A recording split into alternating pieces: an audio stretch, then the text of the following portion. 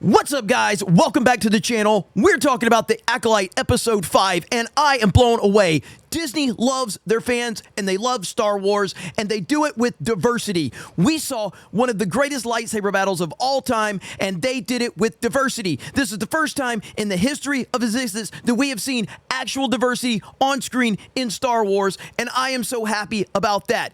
Disney did not pay me for this at all. Disney has not tried to threaten me or anything. I am telling you the truth that the Acolyte is one of the greatest things I've ever seen, and this was better than any lightsaber battle in the history of Star Wars, including George Lucas' Star Wars. I loved it so much, and I'm so happy that we have diversity on screen for the first time ever. Hold on just a moment. I'm getting a phone call. Hello? What? Well, then go fuck yourself. All right, Disney's not paying me after all. Well, then I guess I can be honest about this. The Acolyte Episode 5 was exactly what you expect it to be, a complete and total disaster. Look, we know that they had their big lightsaber battle that was being hyped up to be better than the prequels. I'll be honest, and now I'm dropping the gimmick, but that's a lot of energy to keep up with being like that energetic about Disney Star Wars. But the lightsaber battle, it wasn't the worst thing I've ever seen. It was decent. It was okay.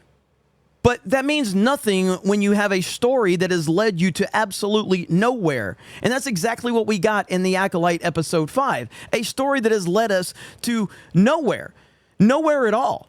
And there's no vested interest in anything going on. So yes, while you might have had a fairly entertaining action scene with lightsabers, ultimately, I'm not invested in the story at all. I don't care about this world. I don't care about these characters. I don't care about their journey. I don't care about any of it. And I've already answered the biggest question within the story of the series, and that's who's the big baddie? We already knew who it was. It was Discount Ezra Miller. And of course, that's what we've been saying for like the first 2 episodes. Hey, it's pretty obvious who the Sith is. It's pretty obvious. And of course, that's exactly who it is. Here's Gary. You know, there it is. I guess the Sith haven't been extinct for a millennium. Oh, amazing how that works out. But we all knew that this is exactly who it always was. I know there was some speculation as to would it be, you know, one of the witches or whatever. I felt very strongly that this is who it was. Now, the only kickback to that was people were like, well, it's so obvious that makes me think that it's not him. That's exactly why we knew it was him, because they don't have the ability to misdirect in the story. These are not talented writers. These are not talented people at all. They're just not. And that's the reality of it. They are not talented. They don't know what they're doing. And that is how you end up with a 13% audience score at this point in time. So while I, as a fan, should be watching this and I should be vested in this and I should be like, they try to build this interest up as who is this mysterious character? Who is he? Who is this guy with the red lightsaber? Who is this man? We already know who he was. No shock value at all. We're not invested in the story because the story sucks. The dialogue sucks. The dynamic with the sisters sucks. All of the Jedi are stupid, and it's all based off DEI propaganda bullshit. So there's really no reason to care. So while you do have, and I'm being as complimentary as I possibly can, because I'm judging on the extremely low standard that this series has created, I will say that the action wasn't horrible. The action wasn't horrible, but then you got things, if I'm not mistaken, I feel like Smilo Ren, I feel like his mask affects the lightsabers or something like that. I'm not really even sure if that, I think he does something with his mask where it affects the lightsabers. I'd have to go back and watch it again. I've only half-assed watched this episode because I'm just so checked out on it, and I just wanted to see the stupidity for what it is.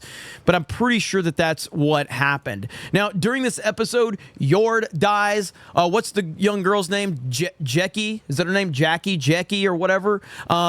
She dies, and then the guy that plays Smilo Ren, I do call him Dollar General Ezra Miller, which is honestly, he probably deserves a lot more respect than that, but he's actually the best part of the show. 1,000%. This guy, he is operating on such a different level than anyone else on this show. his performance in this episode was pretty fucking good. I'm not bullshitting. Like, there's no sarcasm right there. There's no sarcasm. This guy, he's really good in this episode, and I give him full credit for that. I was really impressed with him and his performance. And there was one moment where he's, I have to remember, he's standing there. It's with Saul, and he's got one of the sisters. I think it's Osha. He's got Osha, or maybe it's May. I can't fucking remember at this point in time. But there's this moment where he has a line of dialogue and he kind of snaps in a moment, and it's just so good. The guy is a really, really good actor. So if anything, the only thing we learned from this episode is that guy is phenomenal. Whatever his name is, I'm sorry, I can't remember his name because I've called him Discount Ezra Miller the whole time, or Smilo Ren. But the guy who plays in that role, he's a really good actor, and he gives a freaking good performance in this episode. The problem is everything else going on around him is so irrelevant and stupid that I don't care. A lot of dumb decisions, a lot of dumb dialogue, dumb writing that leads you to absolutely nowhere. And that's the episode right there. That's where we are. So you don't get your prequel level lightsaber battle, although by the low standard of this episode, it's decent, I guess. And then, of course, you get really good at... Let me look this guy up really quick. This guy's name is Manny. Is it Jacinto or... Jacinto. And his name is Quamir. And so that guy is really freaking good. He's the standout by a mile. By a mile. I thought this guy was really good in this episode, and I'm not even saying on the low standard in which everything else is with this show. I'm just saying that guy was genuinely good in this show, and he actually, with him, he killed several people in this episode, and he actually did have some intimidation to him for sure. I'll give him credit for that, but this show is fucking retarded.